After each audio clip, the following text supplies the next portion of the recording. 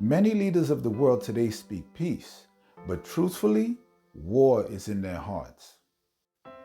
We once had a leader who not only spoke peace, but strived to make global peace a reality. I'm talking about Mr. John Fitzgerald Kennedy, more commonly known as JFK. He was the 35th President of the United States, serving from 1961 until his assassination in 1963. One of the youngest men to ever be elected president, he was known for his uplifting and charismatic leadership.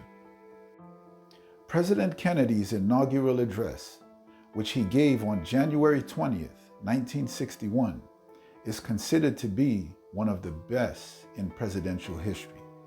It was in this speech that he delivered the famous quote, "Ask not what your country can do for you, ask what you can do for your country."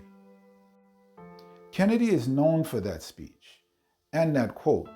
However, many are not aware of an even more important speech that he delivered at the American University on June 10th, 1963. It's called the Peace Speech, and I urge you guys to listen to it when you get a chance. You won't be disappointed. You'll find a link to it in the description. But for now, I've included a short portion of that speech in this video. Genuine peace, the kind of peace that makes life on earth worth living, the kind that enables men and nations to grow and to hope and build a better life for their children. Not merely peace for Americans, but peace for all men and women. Not merely peace in our time, but peace in all time. I speak of peace because of the new face of war.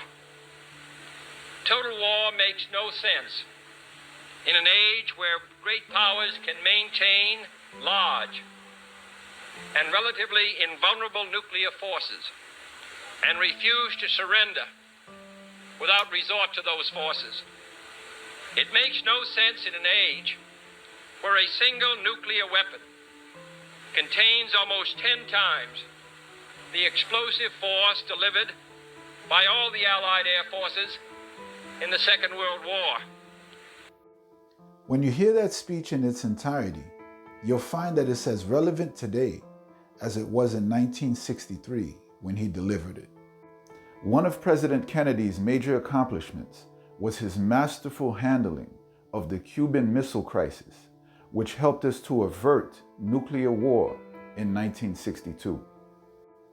Another huge accomplishment of JFK was the proposal of a major civil rights bill, which would become the Civil Rights Act of 1964. It was started by the president and passed after his assassination. Kennedy also established the Peace Corps because he believed in global cooperation. The Peace Corps program sent American volunteers to developing countries in order to help with their economic and social development. Guys, I cannot end this video without first playing some clips from a speech that President Kennedy gave to the American Newspaper Publishers Association on April 27, 1961.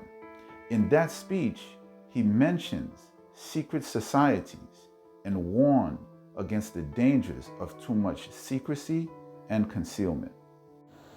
Two requirements that may seem almost contradictory in tone, but which must be reconciled and fulfilled if we are to meet this national peril.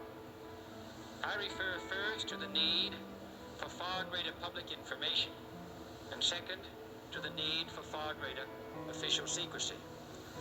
The very word secrecy is repugnant in a free and open society, and we are, as a people, inherently and historically opposed to secret societies, to secret oaths, and to secret proceedings. We decided long ago that the dangers of excessive and unwarranted concealment of pertinent facts far outweighed the dangers which are cited to justify it. With JFK shedding light on so many important topics, it's no wonder why they assassinated him. You see, the evil ones don't want peace, and they definitely don't want to be exposed. I'll end this video with one last clip of JFK.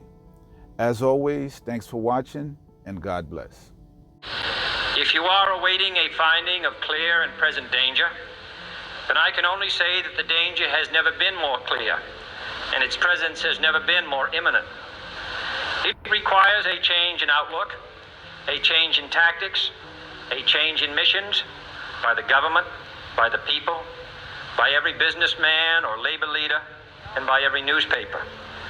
For we are opposed around the world by a monolithic and ruthless conspiracy that relies primarily on covert means for expanding its sphere of influence, on infiltration instead of invasion, on subversion instead of elections, on intimidation instead of free choice, on guerrillas by night instead of armies by day.